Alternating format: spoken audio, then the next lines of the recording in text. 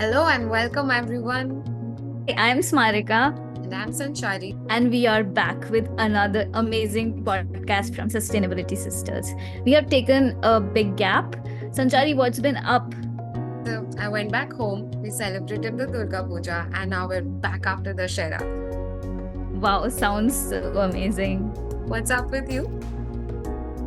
I've been working on finding some amazing leads for Sustainability Sisters and finding an amazing editor. So I hope this goes well. So, by the way, how do the stats look for Sustainability Sisters? We've been getting a lot of traction and our engagement numbers have gone up. Our total watch views have been going up on a daily basis. But do you know that about 60% of our viewers have not subscribed to us? Oh my god, viewers, please like, share, and subscribe to us because we are working so hard on creating this amazing content for you guys. And we have such amazing speakers in line, and that you are going to be missing all of those amazing updates. So, like, share, subscribe, and also hit the bell button. So, Sanchari, do you know who today's guest is? Who is it? Tell me. Okay, so she is a mutual colleague for both of us, and she is also my junior from the college. She has studied at amazing institutions like IIT Bombay and Yale University, and she is one of the few people who is working on water stewardship, I would say, in the entire world. And she is giving us this amazing information for all of us who are interested in water. So, how does that sound, Sanchari? Pretty exciting. Looking forward to it. Awesome. Let's dive in. Hello and welcome to Sustainability Sisters. So today we have Meghna with us, and Meghna, I'll right away shoot into the questions. So give us a brief introduction about the kind of work that you do. Yeah, sure. First of all, thank you so much for having me. I am Meghana Kharod. I work at WSP US. WSP is a global engineering firm, but we have a small group of sustainability consultants, primarily based out in the US. We are called Sustainability, Energy and Climate Change Team, and I am a part of that group.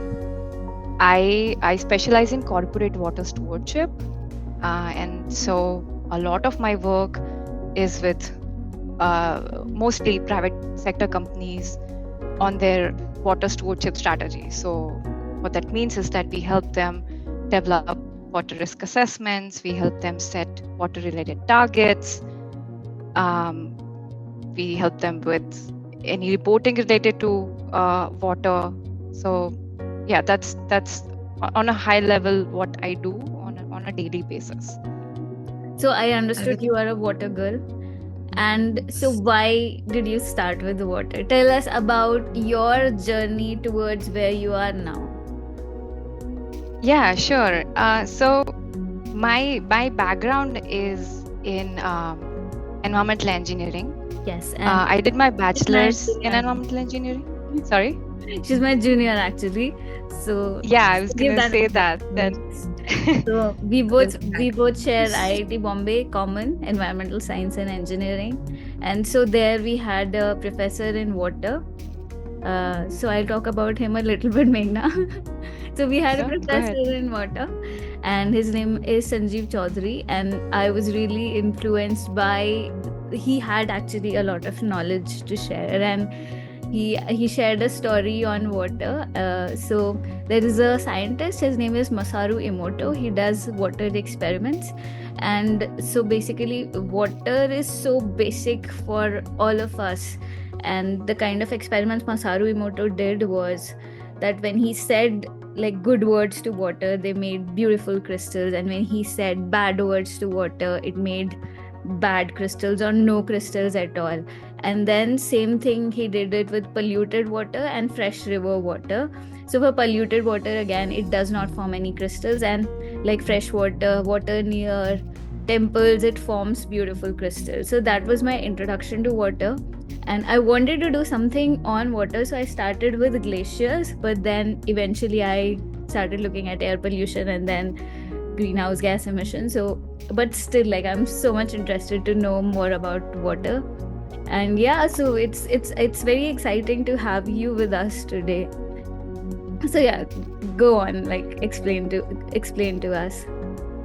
Yeah, that's a beautiful story. And actually, I was gonna start with, the dry details of my background related to water. But then let me start with, I guess, the real connection that I have with water. So I'm from Gujarat, an arid place. We have water issues. My name is Meghna. It means lightning. And Yeah, during it's likely. time of my birth, it was raining. It was It's raining now was as well in Mumbai. yeah. So even during my birth, it was raining. So there is another water connection. My name Meghna. There is also a river called Meghna in Asia near Bangladesh, India border. And so I feel like that any other career choice did not stand a chance. But jokes apart,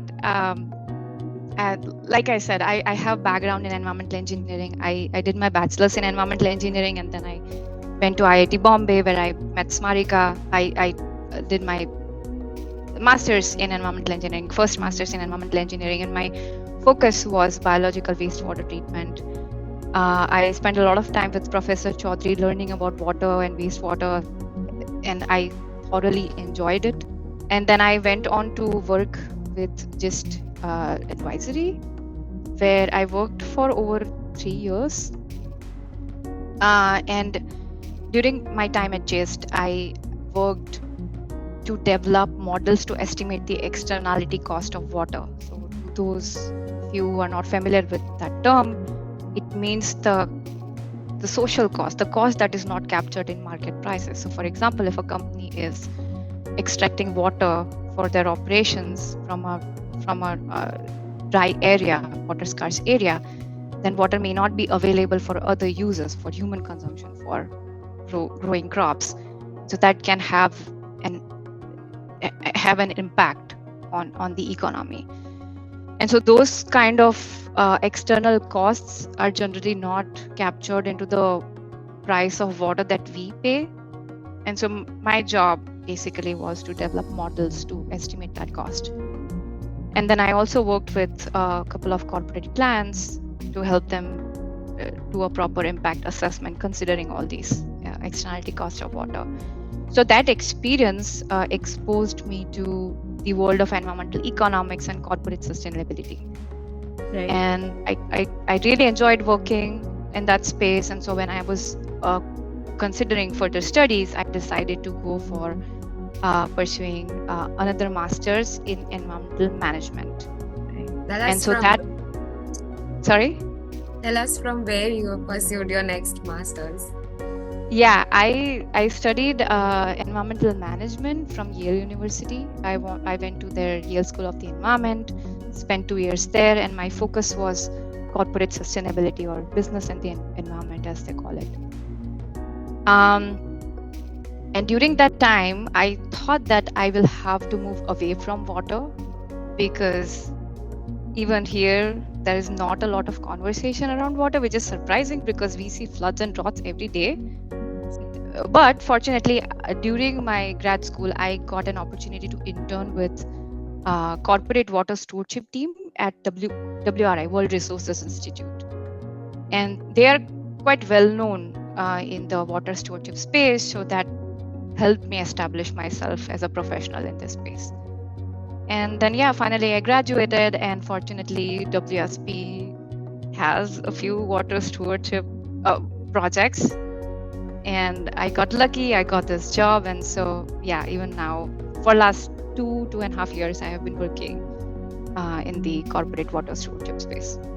Awesome. You didn't get lucky, you manifested this, Meghna, because you are Meghna.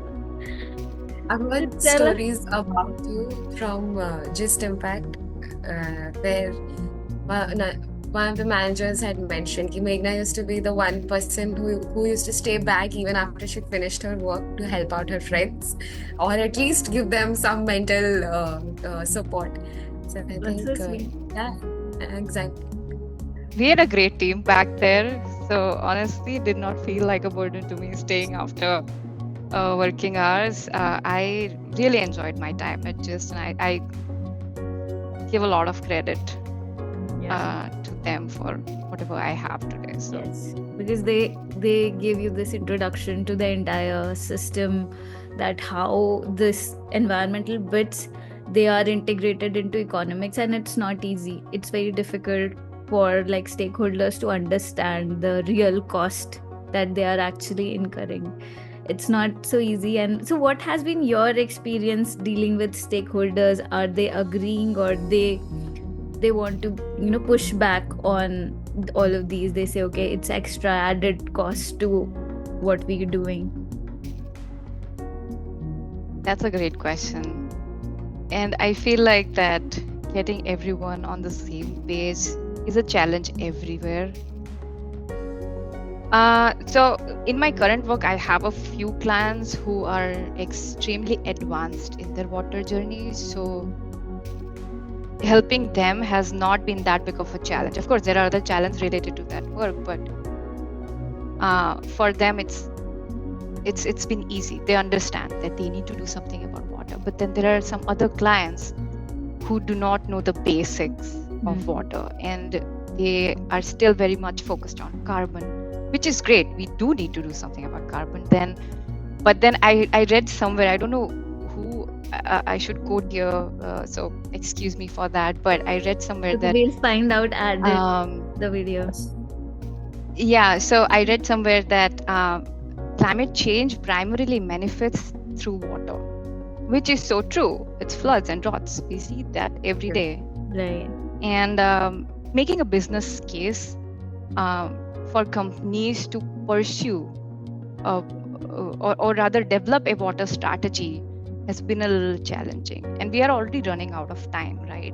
And the other thing is that sometimes the people who are working in the sustainability teams, they are convinced that we do need to do something about water, but then they also need to get permissions and get everybody on board at the higher level, at the leadership level, which is sometimes a challenge. Agree. So yeah, I guess that's an issue everywhere, right? Yeah. I've been keeping up for the certification where they've mentioned that even in the UK, they're into their teams for sustainability purposes, and they've started giving them more free access to resources, to decision making, because they've seen that takes you further. The more expertise you have, the better you can speak on it, the better narrative you can build, the better you can manage expectations, even with the senior management. But if a client company, say, has made up their minds that this is going to be a not so serious project, there is nothing you can do to change that. Agree. Yeah, I agree. Yeah. Hopefully that is changing. So Meghna, you actually mentioned a word, water stewardship. What is it? Great question. So water stewardship means, in simplest terms, being a responsible user of water, right? And it's not just for companies. We all need to be responsible stewards of water. Specifically, for me, it means it can be many things. I have done a couple of projects now, and so one of my major projects recently was to develop a supply chain water risk assessment for a very big multinational food company. Then we also help companies with developing different types of water targets. So it can be water efficiency targets, so making or reducing water use in company operations. It can also mean other types of water targets, for example, water restoration or water replenishment target. And so it's a new term. Water replenishment, in simplest terms, means returning water to nature and communities. And so just to give you a little bit of more clarification on that, companies can do only so much to reduce water used in their operations. Once those efficiency measures are done, you'll still end up using some water. You need water for your operations, right? And so whatever that delta is, whatever the net water consumption is, you may still have to do something about that. And so companies have now started developing outside fence solutions that restore or balances some of the water they end up using in their operations. It's called water replenishment, and it's similar to carbon credits, offset projects. So that's also another area that I specialize in. And so we help companies develop such targets. And of course, then there are other, general aspects of water stewardship. We help companies develop peer benchmarks or do materiality assessment, reporting, etc. So we help with that as well. Awesome. So I understood it's about how company takes up their water related strategy, how basically they strategize and be ahead in their water strategy. So suppose a company wants to start doing something on their waterfront. So how do they start? So generally when there is a new company, what we do is we start with some of the basic things like materiality assessment, whether water is material for them, where is it a material, whether their major water impact is in their direct operations or in their supply chains. Then we also look at what other companies are doing. We develop benchmarks and help our clients see where they stand among their peers. Right. That also sometimes help them, shape their water strategy. Then we need a water inventory.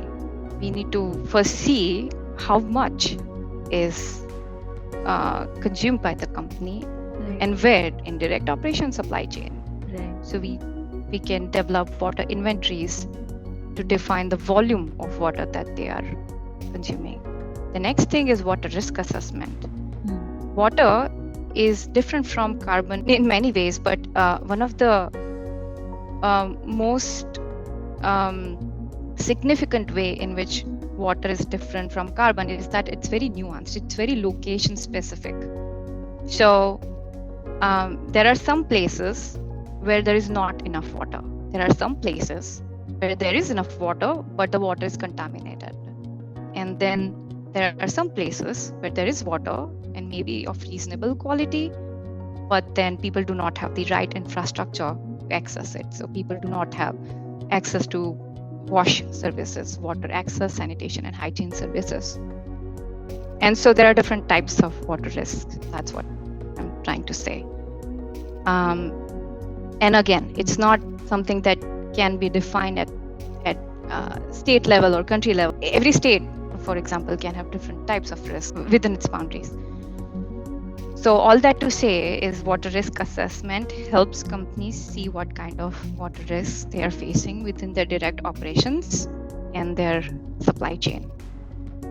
And then the next part is to develop targets, to develop right kind of strategies. Once they know where the risks are, they can develop targets. It can be efficiency based, it can be replenishment or restoration, as I said. It can also be access specific targets. So there are some companies that I work with which have very specific wash targets and provide them with water access, things like that. So and then there is, of course, reporting, there is comms, internal, external communications, etc. So yeah, I'm gonna stop here. I know it's a lot. Awesome. Yeah, that actually summarizes well on what kind of water risks a company might have and why it needs to deeply assess it, because it's not common like greenhouse gas emissions, how much you are actually now emitting and how much it is contributing to global warming. It's very specific to your own business. So can you also give some examples of, for example, a company which is directly having an impact which you might have worked with on water, and what kind of risks and how do you tackle it basically? Yeah, so let me give you an example of the water risk assessment project that I worked on. Is that okay? Does that Yeah, help? I yeah. can just walk you through That the would be process very because that useful. forms the basis of how they are going to develop the strategies Yes, uh, yes. to address those challenges. So this big project was with a multinational food company, and our goal was to develop a supply chain water risk assessment. And like most big food companies, this food company does not grow its own crop. It does not have, it does not own farms. Right. And so that means that it sources different commodities from various parts of the world. And that means that it does not know where they are sourcing from and what level of water risks their supply chain faces. And so our job was to tell them what fraction of their commodities are being sourced from water risk areas at water risk. And so the first thing that we did was to define what water risk means. Each company has its own way of defining water risk. And like I said, there are different components. There are different types of water risk. So you can consider quality, quantity, access, climate vulnerability, and there are also other types of water risks. And because water is so local in nature, water risk is defined at basin scale. And what does basin mean? So it's a hydrology term, so I'm not going to get too technical. In crude term, it means an area of land that is drained by a river and its tributaries. So a river can have so many different tributaries contributing to its overall volume. And so that network of tributaries and river will define a watershed, and it will determine the water that is available in that land parcel, right, or a basin. So that's what basin means. And so when we develop such risk assessments, we need water risks at basin level. We need information about water risk at basin level. And so the next question you may have is that where will we find that kind of information? Because it seems like it's not that easy to find. So there are some global tools that are available that can be used to do some preliminary water risk analysis. So one of them is the aqueduct tool that is developed by World Resources Institute, and they provide basin scale water risks for considering different types of water risks. So once we had that information, we basically mapped the different commodity volumes coming from different regions. We had to do a lot of gap estimation for that to figure out what volume may be coming from which basin, but won't get into that because that will take hours and hours. So basically, once we did that, we mapped it on the water risk map, and that's how we can figure out what volume of commodity is coming from which basin, and therefore determine the level of risk it faces. Once we have that, we know which basins are at most risk, and then we can develop basin level strategies. Agree. Understand the level of detail you go into for the water risk assessment, because this identification of basin is something we have also done for a supply chain company, which the Indian company that supplies to a UK client. So they have to have their data in place, right? And the way we have identified water stress basins is very different from how you have. So the number of steps you just said make total sense, go and flow. And I don't think we would have had the time or the resources required for conducting this in-depth analysis for the same kind of project. Yeah, I feel like that you can get as deeper as you would like, and there's no end basically, because once this is done, it's not perfect, right? These global tools that that are great for preliminary assessments, they're still not perfect. There are so much assumptions behind their analysis. And so the next thing is actually ground truthing.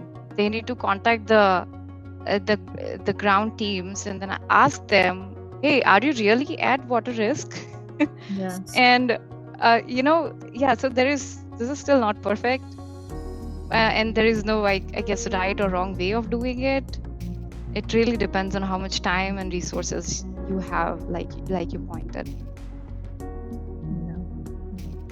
So that there is a challenge when it comes to doing the scientific studies and then actually doing the implementation. So Meghna, do you also see that let's just compare US versus India in terms of their gap between academics and actually industry?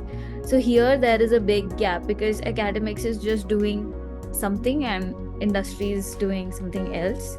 So there in US we have like very good engagement systems. The people are actually asking questions, and so that's what I felt. So do you think there is a smooth transition from academic to industry and there is a collaboration? It's a little difficult for me to do that comparison, or rather it's not maybe fair, because in India I did engineering studies, and then in the US it was more focused on management, and then I ended up in a job which is management consulting. So that way, that transition was smoother. I did not do the similar kind of transition when I was in India. I went on from engineering focused studies to kind of management consulting kind of job. I don't know how I would have felt had I taken an engineering focused job. So, but I do agree with you. I feel like that universities here are much more focused on helping students develop skills that are directly transferable or directly useful in the job that they are looking for. I do agree. I do agree with you that there is a disconnect between how universities are operating and what industries want. For example, my internship during my grad studies in Yale, like I said, it was with actually the aqueduct team that I just mentioned a few minutes ago. And so that experience actually helped me so much in getting this job. So, and I directly used a lot of connections that I made during that internship, a lot of skills that I developed during that internship. So for me, that transition was very smooth. And I felt like that from day one of my job, I was using a lot of skills that I learned during my grad studies. At the same time, in India, I don't know, I do feel that we can add, for example, in our program that we did at Smarika, that they can add a little more sustainability specific skills. I don't know. I know that the program is engineering focused, but then I don't know how much of those skills, how many of those skills we are actually using in the practice right now. Yeah, we need to like bridge between the actual impact and the kind of problem statements that we are working on. So it's now up to like the whims of professor or whatever he wants to do is doing, but what actually is creating a real impact or what is actually creating the jobs in the market. So what skills would help a professional to carve out a space for himself in the industry or herself. Yeah, and plus for example, here at Yale we worked with, at least not me, but I know a few people worked on projects which which were directly in collaboration with the company. So company comes to us with a problem statement, and then we work on it. But It's a part of our studies. Exactly. So my friends in the US, they're completing their PhDs. The PhDs are sponsored by companies who want their research. So they have a problem statement and the student has a response to it. They spend their years focused on that problem, and eventually they get into jobs that are oriented to those problems, building corporate relationships on the way. That's such a win-win situation. I hope we can emulate that in India soon too. Yeah, and community partnerships. Do you have community partnerships? Because industrial, again, they will say, okay, this is industrial funded and this might be biased and all of that. But like with community, what problems community are facing? I don't think we have that engagement also in India, but I've seen that in US. Yeah. So it, again, going back to the same program, I keep quoting Yale, but there were different types of Yale there are different types of specializations. Mine was corporate sustainability. That's why the projects that I worked on were primarily from companies. But then I had other classmates who were specializing in people and environment, something like that. That's the name of the specialization, but it's more community focused. And so their capstone projects were more focused on community issues, and then I think they were also working with a couple of NGOs and government entities for their capstone projects. So yeah, there is much more engagement with the community and the government here. That's so great to hear. So Meghna, so we just don't want to cover the technical aspects of sustainability, but we also want to cover the soft aspects of your journey. You have been doing so well and you have studied at great institutions. You are working in the technical part of sustainability, but what have been your soft transformations from your 20s to 30s as you moved from India to US? And this would also be an advice to your 20-year-old self. Yeah, great question. When I transitioned from India to the US, it was a big shock, partly because I moved when it was COVID times. My flight was almost empty, and when I got down at New York, the airport was almost empty, which is shocking. So that was obviously a big shock for me. And I feel like when I started the program and when I did the program, when I started, I was a very defensive person. I was not at all confident. I did have a couple of years of experience, but I was always very defensive, not speaking up, not opining unless asked to. And I feel like that the program and then my experience at WSP helped me become more confident.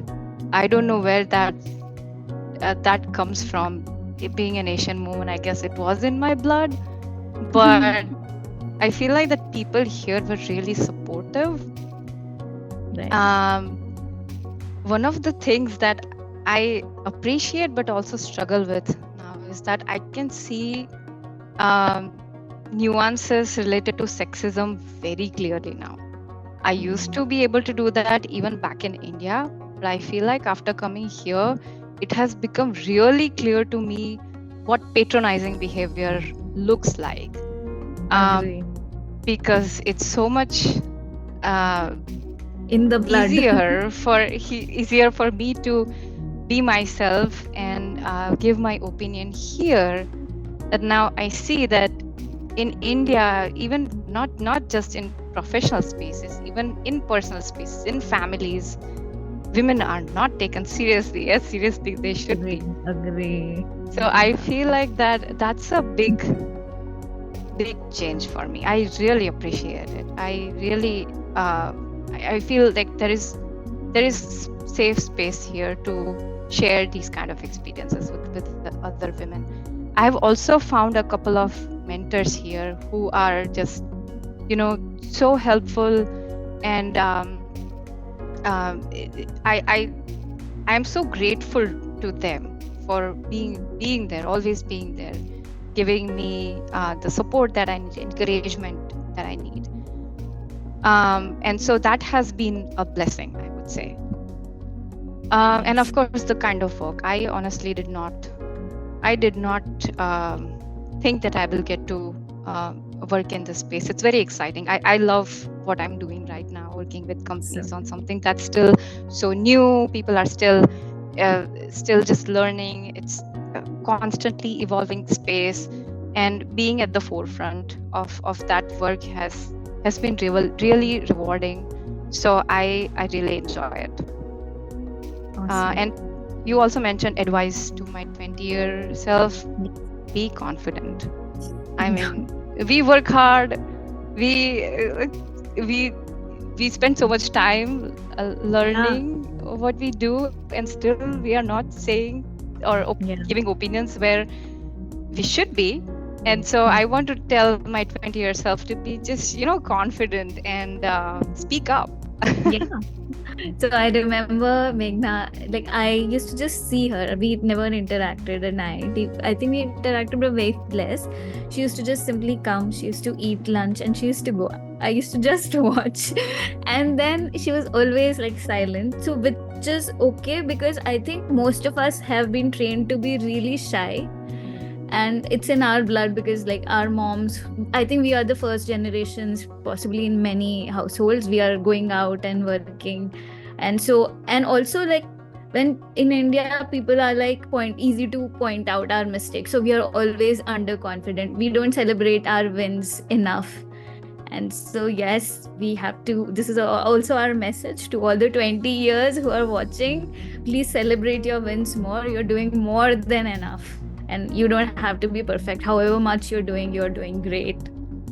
So Meghna, your journey was really an inspiration for us, and I think all of the ladies who are watching, do you want to give a message to sustainability sisters, people who are tuning in to absorb information on what's happening in sustainability? They are really special people.